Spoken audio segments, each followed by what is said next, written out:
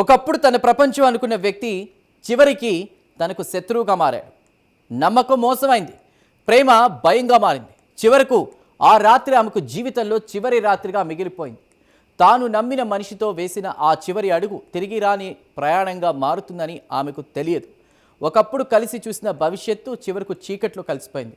బయటకు కనిపించింది ఓ సాధారణ మరణం మాత్రమే. కానీ ఆ నిశ్శబ్దం వెనుక దాగి ఉన్న కథను వెలికి తీసేందుకు పోలీసులు ఒక్కో ఆధారాన్ని వెంబడించారు. ప్రతి క్లూ ఓ కొత్త మలుపు చూపించింది. ప్రతి మలుపు మరో షాకింగ్ నిజాన్ని బయటపెట్టింది. అసలు ఆ రాత్రి ఏం జరిగింది? నమ్మిన వ్యక్తితో వెళ్ళినటువంటి మహిళకు ఇలాంటి పరిస్థితి ఎందుకు వచ్చింది? అదే నమ్మకం నేరుగా ఎలా మారింది? చివరికి ఒక ప్రాణాన్ని బలి తీసుకున్న ఆ ఘటన వెనుక దాగి ఉన్న అసలు నిజాలేంటి? Let's watch.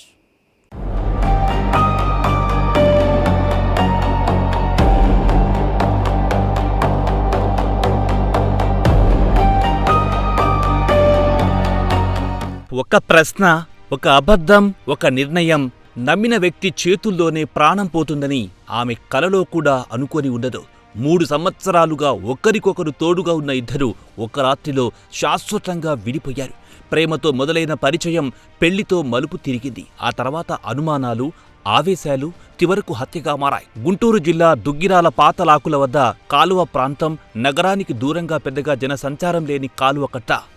పగలు కూడా నిర్మానుష్యంగా కనిపించే ఆ ప్రాంతం రాత్రైతే మరింత నిశ్శబ్దంగా మారిపోతుంది. అలాంటి చోటే ఓ మహిళ ప్రాణాలు కోల్పోయింది. మొదట అది ఎవరో తెలియని మృతదేహం మాత్రమే. కానీ ఆ శవం వెనక దాగి ఉన్న కథ బయటకొస్తుండగా ప్రతి మలుపు మరింత ఉత్కంఠగా మారింది.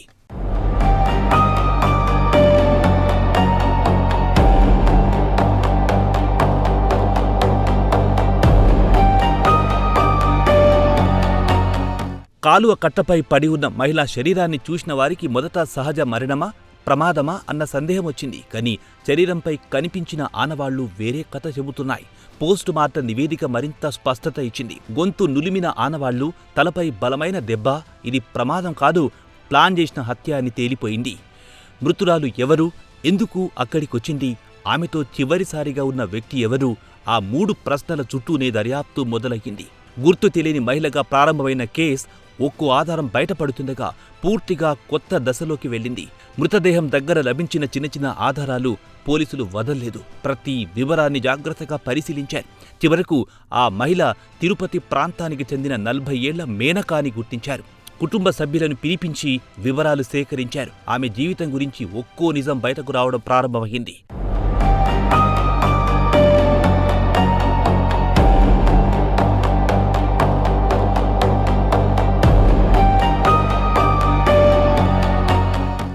మేనక తిరుపతిలో ఓ ప్రైవేట్ సంస్థలో రుణాల వసూళ్లకు సంబంధించి పనులను చేసేది. అదే ఉద్యోగంలో పనిచేసే యువకుడు చిరంజీవితో పరిచయం ఏర్పడింది. పరిచయం క్రమంగా దగ్గరయ్యింది. ఆ తర్వాత ఇద్దరు కలిసి జీవించడం ప్రారంభించారు. 3 ఏళ్ల పాటు కొనసాగిన ఆ బంధం బయటి వారికి పూర్తిగా తెలియకపోయినా ఇద్దరి జీవితాల్లో మాత్రం కీలకంగా మారింది. కాలం గడిచింది, కానీ ఆ బంధం నిలవలేదు. కుటుంబ సభ్యుల ఒత్తిడో, వ్యక్తిగత నిర్ణయమో చిరంజీవి మరో యువతిని వివాహం చేసుకున్నాడు. అక్కడి నుంచి కథలో అసలు మలుపు మొదలయ్యింది. పెళ్లి జరిగిన విషయం మేనకకు తెలిసింది. తనతో కలిసి జీవించిన వ్యక్తి ఇప్పుడు ఇంకొకరితో కొత్త జీవితాన్ని ప్రారంభించడం ఆమె జీర్ణించుకోలేకపోయింది. ఇద్దరి మధ్య మాటామాట పెరిగింది. కుటుంబ సభ్యులు కూడా రంగంలోకి దిగారు. పెద్దల సమక్షంలో రాజీ ప్రయత్నాలు జరిగాయి. ఆ బంధాన్ని పూర్తిగా ముగించేందుకు ఆర్థిక ఒప్పందం కూడా కుదిరింది. విడతల వారీగా డబ్బు చెల్లించాలనే అంగీకారం ఏర్పడింది. కానీ డబ్బుతో ముగిసే స్థితిలో ఆ సంబంధం లేదని తర్వాత జరిగిన పరిణామాలు స్పష్టం చేశాయి.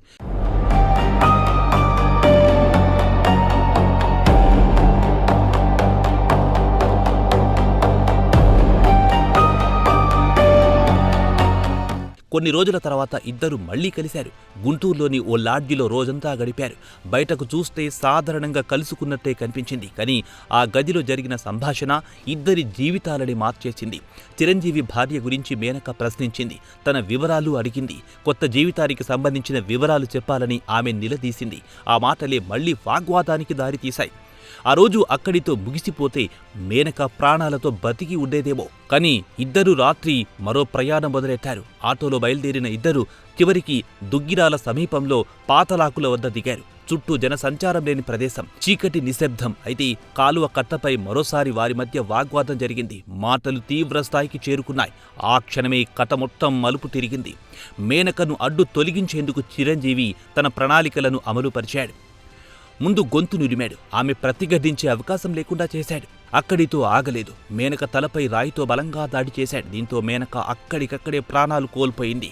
కాసేపటి క్రితం వరకు మాట్లాడుతున్న వ్యక్తి కొన్ని క్షణాల్లోనే ప్రాణం లేని శరీరంగా మారిపోయింది.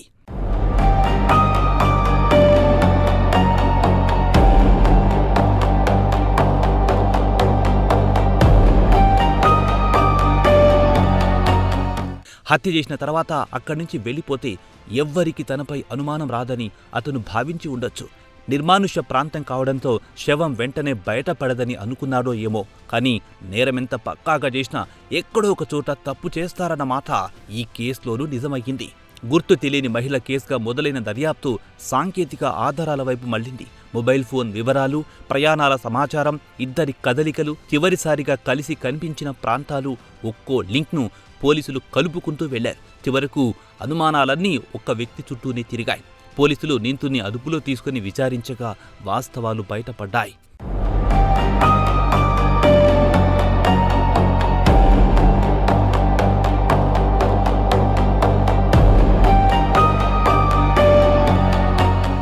మూడేళ్లుగా కొనసాగిన సహజీవనం, 2 నెలల క్రితం జరిగిన పెళ్లి, తర్వాత వచ్చిన విభేదాలు, డబ్బు ఒప్పందం, చివరకు భార్య గురించి జరిగిన ప్రశ్నలు, ఇవన్నీ కలిసి ఒక మహిళ హత్యకు దారితీశాయి.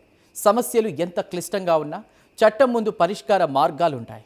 కానీ ఆవేశం, కోపం, ప్రతీకారం ఒకసారి మనిషిని నియంత్రిస్తే క్షణిక నిర్ణయం జీవితాంతం చెరగని ముద్రగా మారిపోతుంది.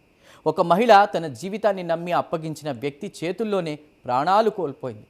మరో వ్యక్తి ఒక క్షణిక నిర్ణయంతో తన భవిష్యత్తును జైలు గోడల మధ్యకు నెట్టేశాడు. ప్రేమతో మొదలైన ఈ కథ చివరకు నేర చరిత్రలో ఒక హత్య కేసుగా మిగిలిపోయింది.